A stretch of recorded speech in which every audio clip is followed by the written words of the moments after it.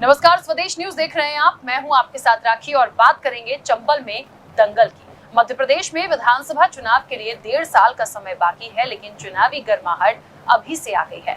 BJP और कांग्रेस दोनों चुनावी तैयारियों में अभी से जुट गए हैं और इसी की एक झलक ये है कि 2018 के पहले तक ग्वालियर चंबल की राजनीति में दखल नहीं देने वाले कमलनाथ इन दिनों सिंधिया के गढ़ में कांग्रेस की टीम तैयार करने में जुटे हैं।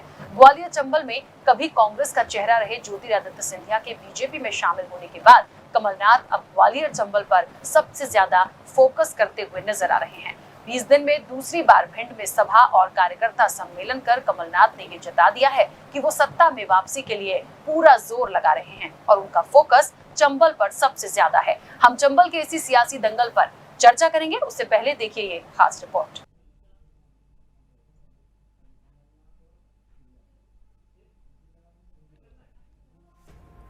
जैन मुनि ज्योतिरादित्य सिंधिया के सीएम बनने की घोषणा कर रहे हैं।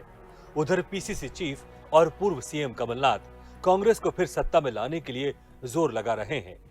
सिंधिया के गढ़ ग्वालियर चंबल में कमलनाथ अपनी पूरी ताकत झोंक रहे हैं।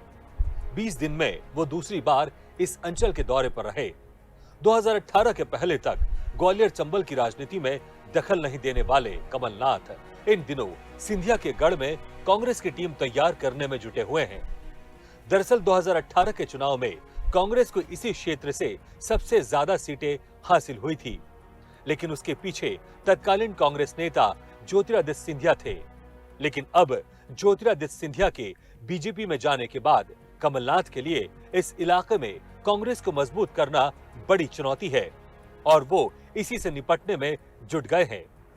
चंबल में दलित वोट सबसे अहम है, इसी लिहाज से भिंड में उनका भाषण इसी वर्ग पर फोकस रहा। भारत एक झंडे के नीचे खड़ा है, ये संस्कृति हमें जोड़ के रखती है, जो भारत की संस्कृति है। और आज इसी संस्कृति पर सबसे ज्यादा आक्रमण हो रहा है। हमारे देश की संस्कृति पर आक्रमण हो रहा है। हमें चुनना पड़ेगा, हम कौन सा रास्ता पे चलना चाहते हैं। देश की संस्कृति के रास्ते में चलना चाहते हैं या मोदी के रास्ते में। बाबा साहब अम्बेडकर ने चुनौती स्वीकार करी थी और अपने देश को संविधान दिया, ऐसा संविधान दिया जो पूरे विश्व में मशहूर है।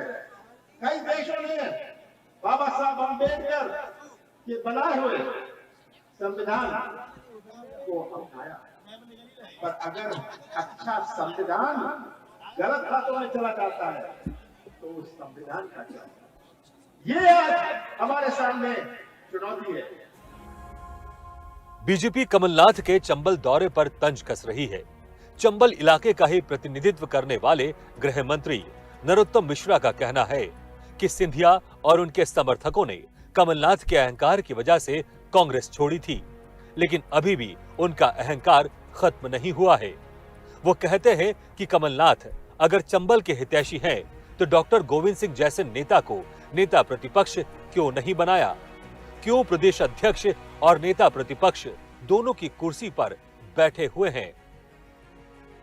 जमीन से जुड़ने के लिए रखें तो सबसे पहले जमीन से जुड़े जो हमारे वरिष्ठ सदस्य हैं, लाहौर के विधायक गोविंद सिंह जी मेरे मित्र, जिनको कहने के बाद भी नेता प्रतिपक्ष इन्होंने नहीं बनाया था। 2 पद लिए हुए हैं, जमीन से जुड़ने की मिसाल पेश करें और भिंड में ही घोषणा उन्हें नेता प्रतिपक्ष का 1 पद देने की करें तो उनका दौरा सार्थक होगा, नहीं तो ऐसे ही हवाई दौरे हैं।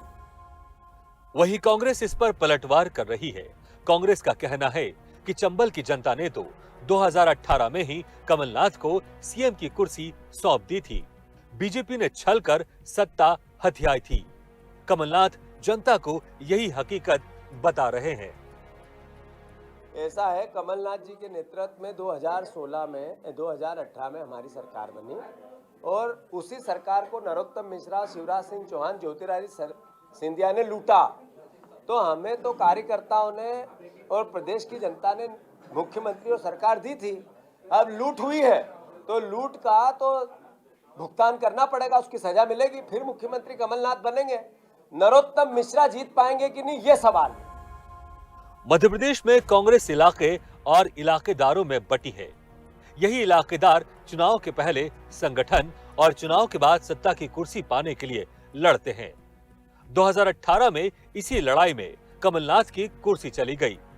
इस बार शायद कमलनाथ छत्रपों के सहारे नहीं रहना चाहते, इसलिए उन्होंने 1.5 साल पहले ही खुद मोर्चा संभाल लिया है और सिंधिया के गढ़ चंबल में भी कोई नया छत्रप नहीं खड़ा करना चाहते हैं।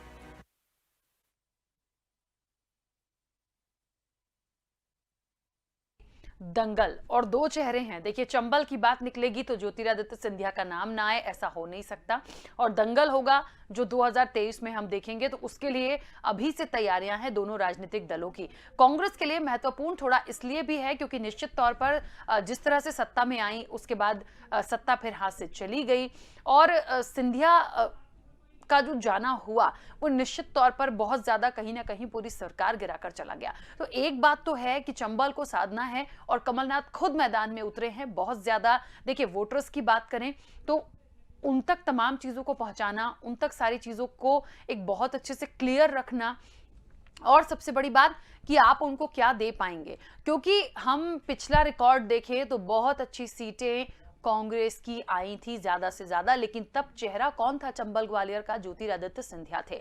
लेकिन सरकार बनने के बाद, कांग्रेस आने के बाद ज्योतिरादित्य सिंधिया चले गए और सबसे बड़ी बात यह कि एक अब उसको वो चेहरा हटा दें और उनकी जगह पे यदि हम कांग्रेस की तरफ से कमलनाथ को देखें कि क्या वो ग्वालियर चंबल को जिता पाएंगे, क्या ग्वालियर चंबल में जो एक प्रतिनिधित्व सिंधिया का था, क्या वो अपना एक गढ़ वहां पर या अपना जीत का झंडा वहां लगा पाएंगे? ये बहुत महत्वपूर्ण सवाल है क्योंकि देखिए, राजनीति है और जनता से बड़ा कोई नहीं होता। लेकिन ये बात भी बिल्कुल ठीक बात है, एमपी की सियासत में देखें यदि हम, तो निश्चित तौर पर एक चेहरा होता है, उसका व्यक्तित्व होता है, उसकी एक पकड़ होती है अपने क्षेत्र में, तो उसको कैसे आप अलग कर पाओगे? तो इस चर्चा को मैं आगे बढ़ाऊंगी। हमारे साथ मेहमान जुड़े हुए हैं, देखते हैं चंबल में दंगल में क्या कुछ निकलकर आएगा। मैं सबसे पहले आपका परिचय करा दूं। भारतीय जनता पार्टी का पक्ष रखने के लिए धैर्यवर्धन शर्मा जी हमारे साथ जुड़े हैं। धैर्यवर्धन जी, बहुत स्वागत चर्चा में जुड़ने के लिए। और कांग्रेस का पक्ष रखने के लिए फिरोज सिद्दीकी जी हमारे साथ जुड़े हैं। फिरोज जी, आपका भी बहुत स्वागत है। चर्चा की शुरुआत मैं सबसे पहले धैर्यवर्धन जी आपसे करना चाहती हूं क्योंकि निश्चित तौर पर पिछला रिकॉर्ड मैं थोड़ा सा पीछे जाऊंगी, देखें तो कांग्रेस की बहुत अच्छी एक मुझे लगता है, देखिए तब तो सरकार भी बनी थी, सीटें भी बहुत अच्छी आई थी, पर चेहरा ज्योतिरादित्य सिंधिया थे और इस बार वो आपके साथ हैं। मुझे लगता है 2023 में चंबल ग्वालियर को जीतने के लिए कमलनाथ जो जोर लगा रहे हैं, तो मैं सीधे सीधे यदि ये कहूं कि क्या वो टक्कर ज्योतिरादित्य सिंधिया को कमलनाथ दे पाएंगे? नहीं, देखिए, कमलनाथ जी हवा में तीर चला रहे हैं। उनके पास खुद समझ में नहीं आ रहा है कि पहले तो वो कांग्रेस पार्टी की सेहत दुरुस्त कर लें। कांग्रेस पार्टी के नेताओं के बीच में जो अदावत है, जो बोलचाल बंद है, पहले उसको ही ठीक कर लें तो कम से कम कांग्रेस के कार्यकर्ताओं तक संदेश तो चला जाएगा। ये कमलनाथ जी की लोग बात मानते हैं। आपने देखा होगा अजय सिंह जी आज भी रूठे हैं। और यदि भिंड, जहां पर आज कमलनाथ जी गए थे, भिंड की क्या स्थिति है? राकेश चौधरी की कांग्रेस में वापसी हो गई, पर अजय सिंह जी, गोविंद सिंह जी, इन लोगों ने मिलकर के उनका टिकट फाइनल नहीं होने दिया। दिग्विजय सिंह जी अपनी चालाकियों से पूरे मध्य प्रदेश नहीं देश में जग जाहिर हैं। वहां भिंड में आज कांग्रेस पार्टी के पास बचा क्या है? आप देखिए, वहाँ गोहद साफ है, मेहगांव साफ है, अटेर भी साफ है, भिंड भी हाफ है। अब इनके पास बचा है वहाँ लाहौर एक सीट। तो मैंने बताया ना कि वो डॉक्टर गोविंद सिंह का प्रभाव भी अब अस्ताचल की ओर है। उनको भी अब अंतिम चुनाव लड़ना है। इस चुनाव में जनता उनको तमाम व्यस्तताओं से मुक्त कर देगी। इसलिए मुझे लग रहा है कि कांग्रेस पार्टी को पहले अपने नेताओं के बीच अंतर विरोध खत्म करना चाहिए, तब कांग्रेस पार्टी संदेश दे पाने में सफल होगी कि वो ईमानदारी से राजनीतिक प्लेटफॉर्म पर खड़ी दिख रही है।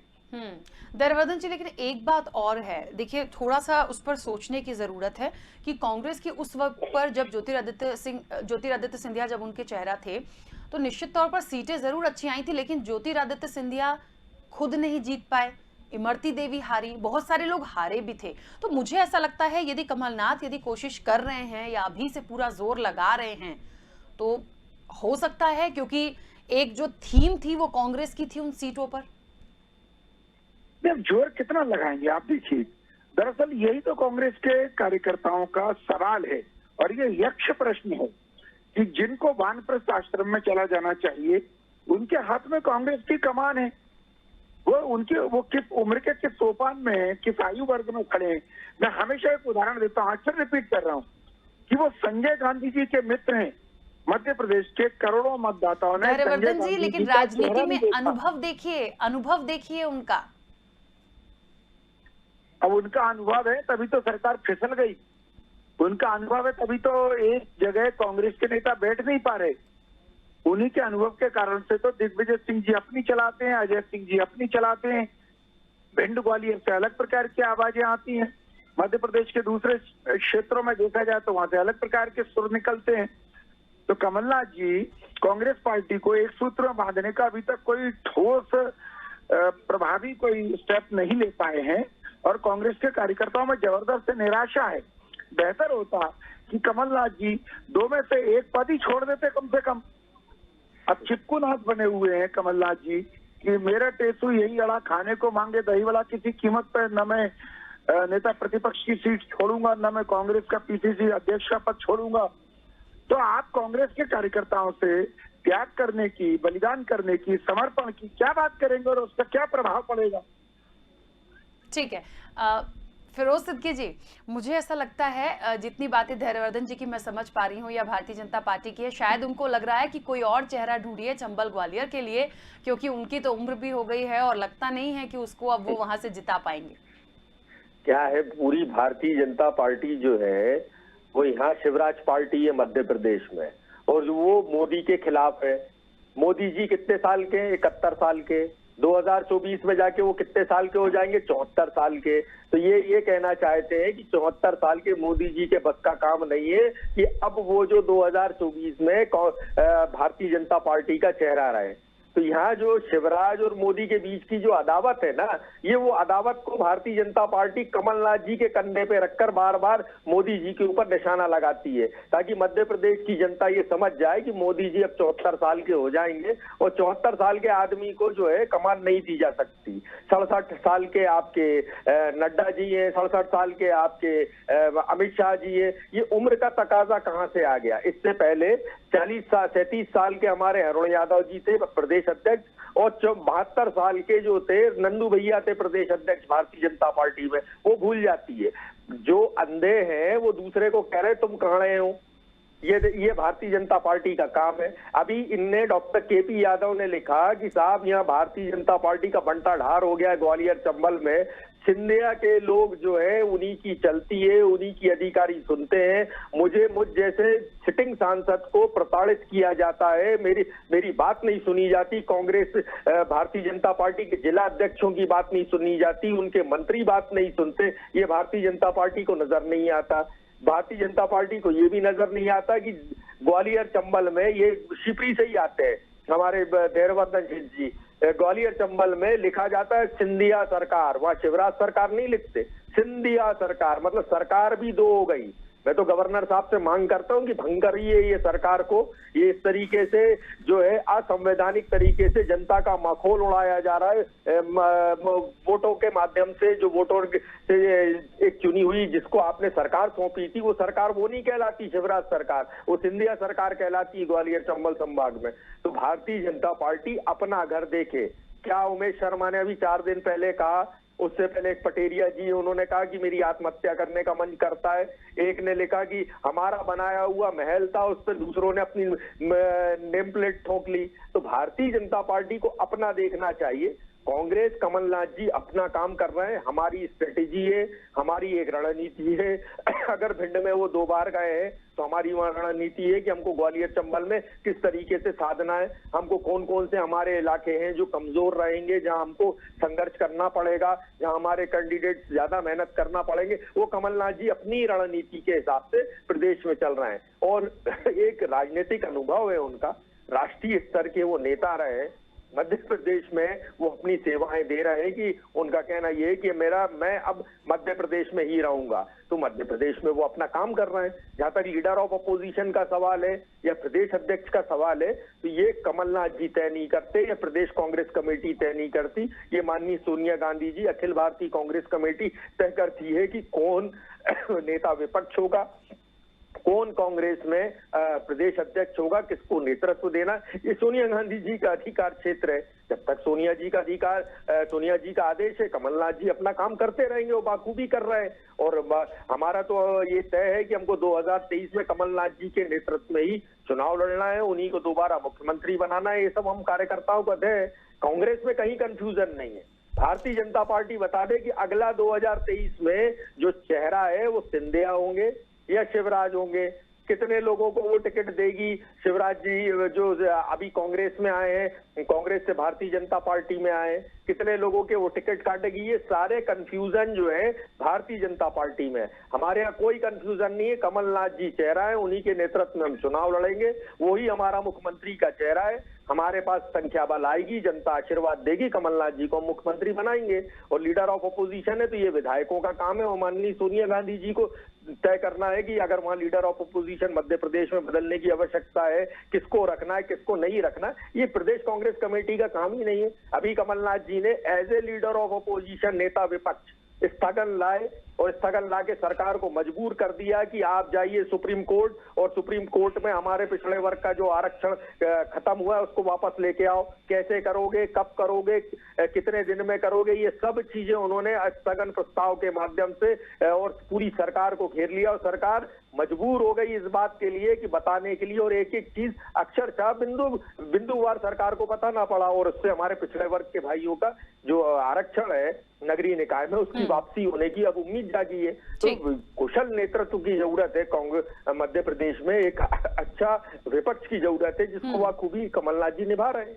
ठीक है धैर्यवर्धन जी, मुझे ऐसा लग रहा है कि एक बदलाव की बात करें या नेतृत्व की बात करें, इस बार बहुत स्पष्ट दिख रहा है, क्योंकि मैंने पहले ही कहा था अनुभव, ये शब्द मैंने इसलिए इस्तेमाल किया क्योंकि जिसने जितना राजनीति में समय दिया है, जिसकी जितनी उम्र हो चुकी है, सेंट्रल में भी मिनिस्टर रहे हैं, तो मुझे ऐसा लगता है कि शायद वो एमपी की राजनीति को बहुत अच्छे से देख चुके हैं, समझ चुके हैं। इसीलिए बहुत बार जो बैठ के करा है उन्होंने, तो ये कहा है कि आपस में ना झगड़ें, एक साथ रहें यदि 2023 को जीतना है। और इसीलिए शायद खुद कमाल ग्वालियर चंबल की खुद संभाले हुए हैं। वो किसी गुट में या किसी अलग किसी को लेके चलने के मूड में है नहीं, अलग से चलेंगे, अलग से अपने अनुभव से उस चीज को पकड़ने की कोशिश में है। राखी जी, मैंने केवल उम्र पर सवाल नहीं उठाया है।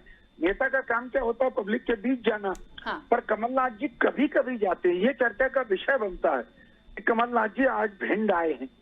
मैं तो कांग्रेस के कार्यकर्ताओं को बधाई दूंगा कि कम से कम कमलनाथ जी छिंदवाड़ा टू भोपाल, भोपाल टू छिंदवाड़ा, इस उनका जो ट्रैफिक रूट है उसके अलावा भी इधर उधर वो जाने लगे हैं। भाई बात यह है कि कांग्रेस का प्रदेश अध्यक्ष कितना सक्रिय होना चाहिए, उसको मंडल स्तर पर धूम मचा देनी चाहिए जब आप विपक्ष में। और अगर आप ऐसा काम नहीं करेंगे तो स्वाभाविक तौर पर कांग्रेस के कार्यकर्ताओं में भी निराशा होगी। हम भी सवाल उठाएंगे, प्रेस के लोग भी समीक्षा करेंगे। मैं एक और चीज बता रहा हूं, आज कांग्रेस के कितने कार्यकर्ता उत्तर प्रदेश में आपको सक्रिय दिखाई पड़ रहे हैं, मुझे बता दीजिए। जबकि हम तो दोहरे मोर्चे पर सक्रिय दिखाई पड़ रहे हैं। हमारी नेताओं की एक बड़ी पंक्ति मध्य प्रदेश से लगे हुए जो उत्तर प्रदेश का बुंदेलखंड क्षेत्र है, वहां पर चुनाव में भी रहे। और वहां आप देखिएगा कि 19 सीटों में सारी की सारी सीट बीजेपी के पास आने वाली है। इक्का दुक्का सीटों पर हो सकता है संघर्ष नजदीकी दिखाई पड़े, पर पूरी की पूरी सीट बीजेपी जीत रही है। और यहाँ बूथ लेवल पर जाकर एक एक मतदान केंद्र पर हमारे प्रथम श्रेणी के नेताओं से लेकर नौजवान कार्यकर्ता तक सब उस काम में डिजिटलाइजेशन करने में लगे रहे। तो भारतीय जनता पार्टी के नेता जब बिल्कुल भोपाल से लेकर के गांव गली गलियारे खेत खलियान तक जाते हैं, इसमें कांग्रेस के प्रदेश अध्यक्ष से लोग तुलना करते हैं। मैं कांग्रेस पार्टी के बारे में केवल यही कह रहा हूं कि कांग्रेस पर भी एक से बढ़कर योग्य लोग हैं। अभी जीतू पटवारी जी का स्टेटमेंट आप सुनवा रही थी। जीतू पटवारी जी खुद नेता प्रतिपक्ष कांग्रेस का प्रदेश अध्यक्ष बनने के लिए उनने कई महीनों तक अपनी रात की नींद हराम की, बहुत स्वप्न देखे, पर कमलनाथ जी छोड़ने को तैयार नहीं। मैं वही बात कर रहा हूँ कि नेतृत्व कैसा होना चाहिए, नेता आदर्शवादी होना चाहिए। जब वह त्याग करता है तब दूसरे कार्यकर्ताओं को मन में भी मुझे एक बात बहुत अच्छी लगती है राजनीतिक दलों की। हाँ फिरोज जी, एक मिनट मेरी बात हो जाने दीजिए, मेरी बात रह जाएगी। मुझे एक बात बहुत अच्छी लगती है राजनीतिक दलों की, कांग्रेस हो या बीजेपी, कि किसके मन में क्या चल रहा है, कौन क्या बनना चाहता है, ये दोनों को एक दूसरे के बारे में पता होता है कि कौन अगली सरकार में मुख्यमंत्री की कुर्सी चाह रहा है। जीतू पटवारी जी क्या बनना चाहते थे, कांग्रेस को पता होता है अगला सीएम कौन बनना चाह रहा है। ये बड़ा इंटरेस्टिंग फैक्ट है राजनीतिक दलों का। हाँ फिरोज जी बोलिए। देखिए, ऐसा है कि कमलनाथ जी ने बहुत बुरी तरीके से भारतीय जनता पार्टी को परेशान कर दिया। हर मोर्चे पे भारतीय जनता पार्टी बैकफुट पे चली जाती है। घर घर से इनने बूथ विस्तारा की योजना चलाई, जो वीडी शर्मा विस्तारा की योजना बन गई। कांग्रेस ने घर घर चलो अभियान बना दिया। उससे पहले जन जागरण पद यात्रा की हमने। उससे पहले यूथ कांग्रेस ने महंगाई को लेके हर विधानसभा में साइकिल यात्रा की। उससे पहले हमने कृषि कानूनों को लेके पद यात्राएं की। निरंतरता कांग्रेस में बनी हुई है। कमलनाथ जी भी निरंतर तरीके से जा रहे हैं। अभी तो उन्होंने शुरुआत की है, ऊपरी जिले जा रहे हैं और अपने संगठन के लोगों से मिल रहे हैं। इसके बाद अब कमलनाथ जी जब ब्लॉक और बूथ स्तर पे आएंगे, जब वो आपको भी वो भी देखने मिलेगा। अभी वो अपने संगठन को आगे बढ़ा रहे हैं कि नेतृत्व में वो आगे बढ़ रहे हैं। और ऐसा नहीं है कि वो जनता के बीच नहीं जानते। नेमावर का कांड हुआ, कमलनाथ जी गए। ये ग्वालियर चंबल में बाढ़ आई, कमलनाथ जी गए। अभी ओला पाला पड़ा तो कमलनाथ जी गए। हर घटना, हर दुर्घटना, हर मामले को लेकर कमलनाथ जी जाते हैं। वहां खंडवा में बच्ची के साथ बलात्कार हुआ तो कमलनाथ जी उसके परिवार के घर गए। वहां मुरैना में जहरीली शराब से मौतें हुई लोगों की, कमलनाथ जी उन परिवारों के बीच जाके बैठे और मुआवजा दे के आए पार्टी की तरफ से। मुआवजा तो नहीं कहूंगा मैं, एक राहत राशि दे के आए पार्टी की तरफ से। तो कमलनाथ जी तो कोई मुद्दा नहीं छोड़ते। हर जो ज्वलंत मुद्दा हो, चाहे महंगाई का हो, किसान का हो, गाय का हो, कोई भी मुद्दा हो, उसको लेकर कमलनाथ जी अपनी टीम को सक्रिय रखते। कैप्टन का काम क्या होता है कि कैप्टन अपनी टीम को एक दिशा निर्देश देता है और पूरी टीम मैदान में खेलती है। तो कमलनाथ जी वो काम कर रहे हैं अपना। भारतीय जनता पार्टी को इस बात का जवाब देना चाहिए कि वो उनके पास जनता के मुद्दों का क्या जवाब है। बेरोजगारी को लेकर क्या जवाब है, महंगाई को लेकर क्या जवाब है आपके पास, आर्थिक मंदी को लेकर क्या जवाब है, पेट्रोल डीजल रसोई गैस की जो कीमतें बढ़ रही हैं उसको लेकर क्या जवाब है, जो मध्य प्रदेश लगातार स्वास्थ्य में तमाम चीजों में निरंतरता से पीछे जाता जा रहा है, जो नीति आयोग की रिपोर्ट बता रही है उसको लेकर क्या जवाब है। 15,000 स्कूल बंद हो गए मध्य प्रदेश में जो सरकार ने बंद कर दिए, उनको लेकर क्या जवाब है। इन बातों का जवाब भारतीय जनता पार्टी नहीं देती। वो तो दूसरे के घर में झांक रही है। तुम बताओ तुम्हारे घर में क्या बना है, हमारा क्या हो रहा है, वो उसको नहीं छोड़ रहा। फिरोज जी मुझे बताइए कि ग्वालियर चंबल की सीटों को कांग्रेस कैसे बचा पाएगी, क्योंकि सिंधिया अब है नहीं, अब कमलनाथ ने मोर्चा संभाल रखा है। देखिए राखी जी, जितनी भी ग्वालियर चंबल में सीटें थी, कुछ को छोड़ के कुछ मामूली अंतर से हार रहे, वरना ज्यादातर सीटें ग्वालियर की 2 सीटें थी, 1 हम जीत गए। ऐसी भिंड की 2 सीटें थी, 1 हम जीत गए। मुरैना की 4 सीटें थी जिसमें से हम जिस पे 2 पे विजयी हो गए, तो 3 पे विजयी हो गए। तो इस तरीके से जो है ग्वालियर चंबल संभाग में तो हमारा परफॉर्मेंस अच्छा रहा। शिवपुरी की 2 सीटें थी, एक करेरा और पौरी, तो करेरा हम जीत गए, पौरी हम किसी वजह से लूज कर गए। दतिया की हम 250 वोटों से हारे। तो ग्वालियर चंबल संभाग में तो हमारा परफॉर्मेंस बहुत अच्छा रहा। अभी वो ये जो 27 उपचुनाव हुए थे, जो मध्य भारत का क्षेत्र है, जो हमारा बुंदेलखंड और ये मध्य भारत का जो क्षेत्र है, इसमें जरूर हमारी गिरावट रही, जिस वजह से हमारी सरकार नहीं बन पाई। तो उसको लेकर हम अपने करेक्शन मोड में हैं। हम ग्वालियर चंबल संभाग शुरू से कांग्रेस पार्टी का गढ़ रहा, विंद हमारा गढ़ रहा। हम इन गढ़ों में पहले अपने आप को मजबूत कर रहे हैं और हम इसी रास्ते पे आगे चलेंगे और सब तरीके से हम काम कर रहे हैं। तो ऐसा नहीं है कि ग्वालियर चंबल में भारतीय जनता पार्टी ने बहुत कोई रिमार्केबल काम कर लिया। हाँ, ये एक सही है कि जो सिंधिया जी की कॉन्स्टिट्यूएंसी थी, जो 2-3 अशोकनगर की और गुना की सीटें थी, वो जरूर हम पिछड़ गए, लंबे मार्जिन से पिछड़ गए। लेकिन अब अभी लगातार जयवर्धन सिंह जी वहां जा रहे हैं और उस गुना जिले में काम कर रहे हैं, हमको वहां भी बहुत अच्छा परफॉर्मेंस मिलेगा। ऐसा नहीं है कि हम कांग्रेस कोई ये क्लीन स्वीप में थे 27 उपचुनाव में। कांग्रेस ने अच्छा परफॉर्मेंस किया है, जबकि नुकसान पूरा हमारा ही हुआ था। ठीक है, धैर्यवर्धन जी अपनी बात रखिएगा जल्दी से। इतना कहूंगा कि ग्वालियर में अब नेतृत्व शून्य हो चुका है कांग्रेस पार्टी का संगठन। यहाँ ले लेकर के सिंधिया जी पर डिपेंड थे और सिंधिया जी के माध्यम से चुनाव लड़ाते थे। वो पूरी की पूरी टीम भारतीय जनता पार्टी में आ गई है। अब इनके पास वहां लीड करने वाले लोग नहीं बचे हैं। अब कमलनाथ जी वहीं से बैठे बैठे अपना कोई कमाल दिखाने की कल्पना करे बैठे हैं, तो कांग्रेस पार्टी के लिए मुबारक हो। मेरा यही कहना है कि सबसे ज्यादा बुरी स्थिति अगर कांग्रेस पार्टी की कहीं होगी तो शायद ग्वालियर चंबल संभाग में ही होगी। और फिरोज जी तो चूंकि कमलनाथ जी की तारीफ को ज्यादा ही कर रहे हैं, जनता जानती है कि कमलनाथ जी के कारण से, दिग्विजय सिंह जी की खड़े के कारण से ही कांग्रेस पार्टी को वो ताकत नहीं मिल पा रही, वो ऊर्जा नहीं मिल पा रही है जो मिल सकती थी। ठीक है, चलिए मैं बीच में रोकूंगी क्योंकि समय की सीमा है। आप दोनों मेहमानों का बहुत शुक्रिया इस चर्चा में जुड़ने के लिए। एक बात बहुत महत्वपूर्ण है, आप यहां से भारतीय जनता पार्टी से ज्योतिरादित्य सिंधिया और नरोत्तम मिश्रा, और इधर से कमलनाथ के साथ हो सकता है कोई और भी जुड़ जाए, लेकिन फिलहाल वो अपने आप में ही एक परिपूर्ण रूप से पूरा मोर्चा संभाले हुए हैं ग्वालियर चंबल का। जनता के ऊपर है कि क्या होता है, लेकिन दिलचस्प बहुत होगा क्योंकि जो कांग्रेस जीतती आई है, जो कांग्रेस का गढ़ रहा है, जिसकी बदौलत जीतती आई है, वो भारतीय जनता पार्टी के साथ है। तो कितना जोर मारेगा ये एक बदलाव, ये देखना दिलचस्प होगा। फिलहाल चर्चा में इतना ही, दीजिए इजाजत, नमस्कार।